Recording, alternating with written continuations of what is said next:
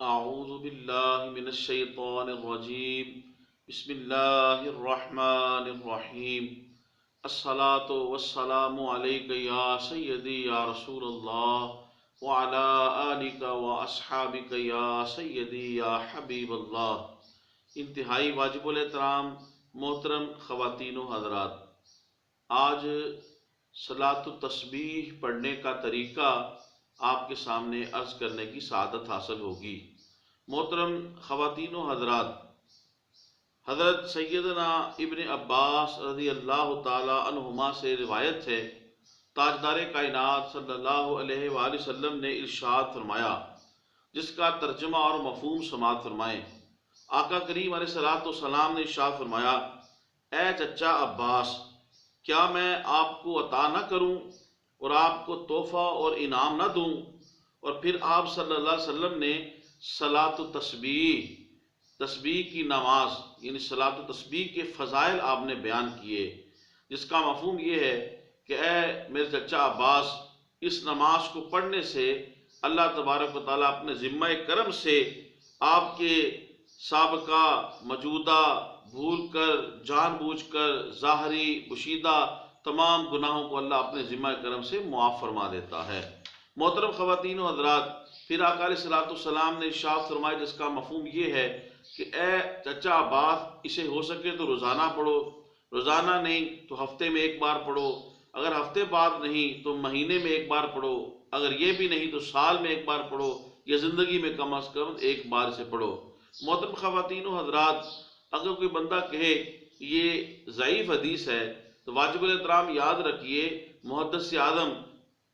علامہ نووی رحمۃ اللہ علیہ آپ لکھتے ہیں کہ بالاتفاق فضائل اعمال کے اندر ضعیف حدیث بھی معتبر ہے۔ محترم خواتین و حضرات، صلاۃ التسبیح پڑھنے کا طریقہ یہ ہے کہ نفل نماز کی نیت کی جائے، 4 رکعات صلاۃ التسبیح منہ طرف قبلہ شریف کے پڑھنے اللہ تعالیٰ کے واسطے، اللہ اکبر۔ محترم خواتین و حضرات، صلاۃ التسبیح کی جب آپ نیت کر کے ہاتھ باندھ لیں گے، اللہ اکبر کہہ کے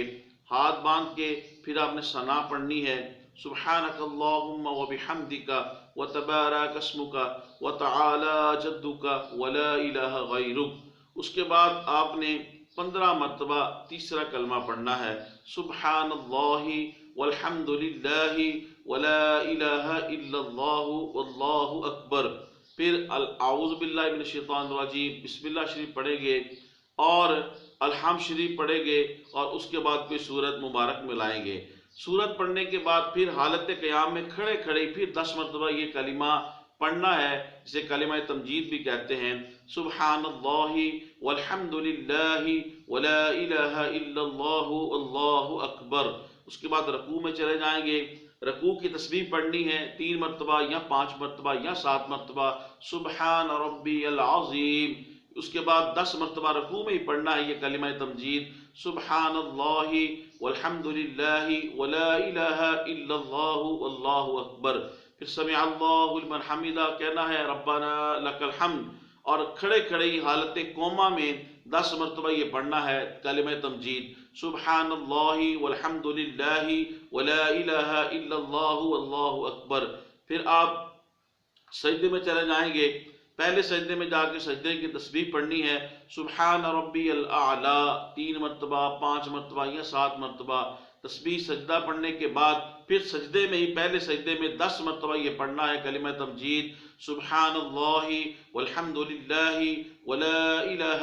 الا اللہ واللہ اکبر۔ یہ پڑھنے کے بعد پھر سجدے سے اٹھ جانا ہے، پھر جلسے میں یعنی 2 سجدوں کے درمیان بیٹھ کے پھر 10 مرتبہ یہ تسبیح کلمہ تمجید پڑھنا ہے، سبحان اللہ والحمد للہ ولا الہ الا اللہ واللہ اکبر۔ 10 مرتبہ پڑھنے کے بعد پھر دوسرے سجدے میں چلے جانا ہے، دوسرے سجدے میں سجدہ تسبیح پڑھنے کے بعد سبحان ربی الاعلی پڑھنے کے بعد پھر آپ نے دوسرے سجدے میں 10 مرتبہ کلمہ تمجید پڑھنا ہے، سبحان اللہ والحمد للہ ولا الہ الا اللہ واللہ اکبر۔ یوں ایک رکعت مکمل ہو جائے گی، اور اس کے اندر 75 ٹائم یعنی 75 مرتبہ بنے گا۔ اور اسی طرح پھر دوسری رکعت کے لیے اٹھیں گے، دوسری رکعت میں پھر سورہ فاتحہ شریف سے پہلے 15 مرتبہ یہ کلمہ تمجید پڑھیں گے، پھر سورہ فاتحہ، پھر کوئی سورہ مبارک، پھر کھڑے کھڑے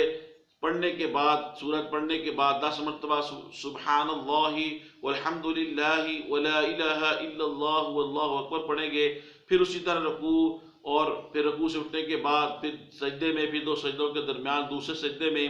پھر 2 رکعتوں کے بعد تحیات آدھی پڑھیں گے، پھر اس کے بعد اٹھ جائیں گے، پھر وہی طریقہ کار جو میں نے پہلے آپ کو عرض کر دیا ہے۔ اس طرح کل ملا کے 4 رکعات میں 300 بار ہو جائے گا۔ محترم خواتین و حضرات، دیکھیں اس نماز کے اندر آپ کتنی مرتبہ سبحان اللہ کہتے ہیں، اللہ تیری ذات پاک ہے، اللہ والحمدللہ، سب تعریفیں اللہ کے لیے ہے۔ پھر بندہ کہتا ہے ولا الہ الا اللہ واللہ اکبر، کوئی معبود نہیں ہے مگر اللہ تیری ذات، تو ہی معبود برحق ہے،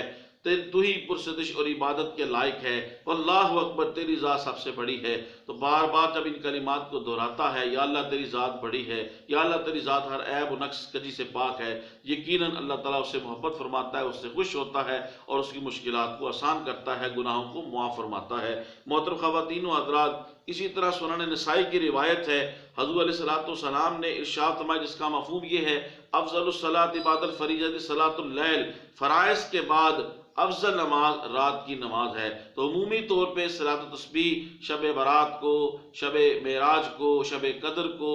ان ایام اور ان راتوں کے اندر لوگ مسجدوں کے اندر یا کسی دینی جگہ کے اوپر یا کسی بھی جگہ کے اوپر اکٹھے ہوتے ہیں، اور اکٹھے ہو کے اجتماعی طور پہ یہ نماز پڑھتے ہیں۔ یقیناً یہ کار خیر ہے، ان سے روکنا نہیں چاہیے، کیونکہ اس دنیا داری اور مادہ پرستی اور نفس نفسی کے دور میں اگر کوئی بندہ اللہ کی بارگاہ میں جمع ہو جاتے ہیں اور پڑھ لیتے ہیں، یقیناً یہ کار خیر ہے، باعث برکت ہے، باعث نجات ہے، اور توبہ کی طرف رجوع کرنے والا، توبہ کرنے والا یہ عمل ہے۔ اس کو پڑھنے دینا چاہیے، بلکہ عوام کے ساتھ ساتھ خواص کو بھی اس کے اندر شامل ہو کے ان کی حوصلہ افزائی کرنی چاہیے، تاکہ ان کے اندر عبادت کا شوق پیدا ہو۔ محترم خواتین و حضرات، میری آپ سے یہ گزارش ہے، صلاۃ و تسبیح کی اس طریقے کو آپ زیادہ سے زیادہ میری ویڈیو کو لوگوں کو شیئر کریں۔ اللہ پاک آپ کو جزائے خیر عطا فرمائے، آسانیاں عطا فرمائے۔ اللہ تعالی ہم سب کو بھی صلاۃ و تسبیح پڑھنے کی توفیق عطا فرمائے۔ السلام علیکم ورحمۃ اللہ وبرکاتہ۔